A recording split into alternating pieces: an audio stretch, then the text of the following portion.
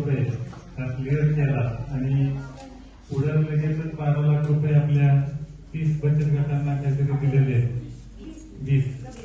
पुढच्या बचत गटांना सुद्धा असे 60 बचत गट आहेत. तर त्याला देखील आता सरांच्या माध्यमातून आपल्याला तो निधी मिळाला जाईल.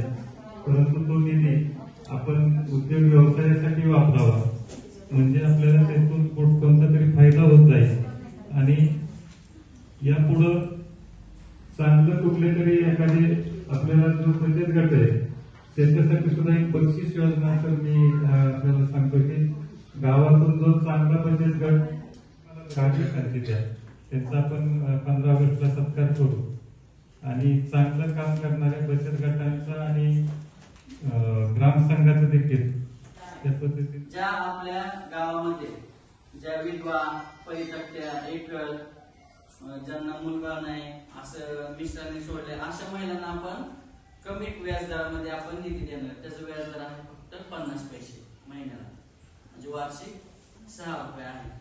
तर ते थोडस तुम्ही जर वैयक्तिक कर्जाचं हे असेल समजा एखाद्या महिलेला द्यायचं पण मग त्याला गटाचा कसं असतं बघा. आता तुम्ही म्हटलं की वैयक्तिक एखाद्या महिलेला द्यायचं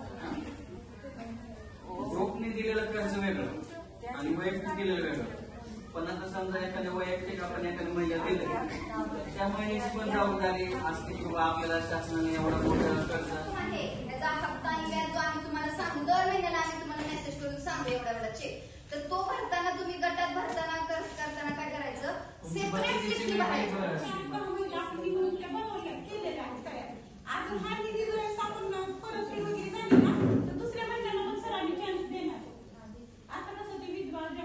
जो आहे ना जोपर्यंत तुमच्या गावातल्या त्या कॅटेगरी मधले लेडीज पूर्ण होत नाही तोपर्यंत फिरता ठेवायचा आहे.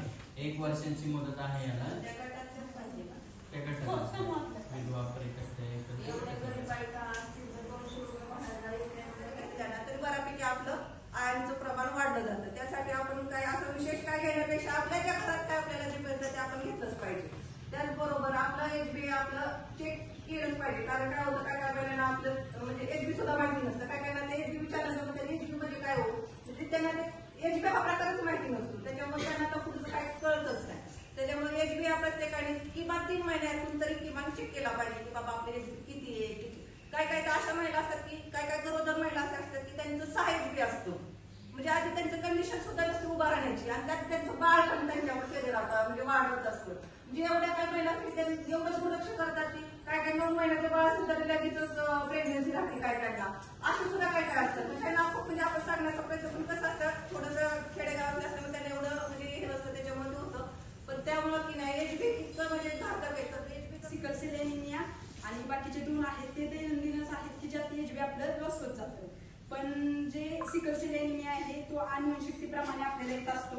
ज्यामध्ये तुम्ही किती जरी डाएट प्लॅन प्रमाणे जरी घेतलं आहात तरी पण त्याचा एनिमिया हा जाणूनच लागतो. सिकल सेल एनिमियामध्ये यामध्ये जास्त करून ब्लडची गरज पडते. तर हा एनिमिया आपल्या भागात जास्त त्याचे महिलांमध्ये किंवा जास्त रुग्ण देखील सापडले जात नाही. पण दैनंदिन एनिमियामध्ये बरेचसे असं आहे की बऱ्याचशा महिलांमध्ये हा एनिमिया आहार व्यवस्थित न घेतल्यामुळे जाणवतो.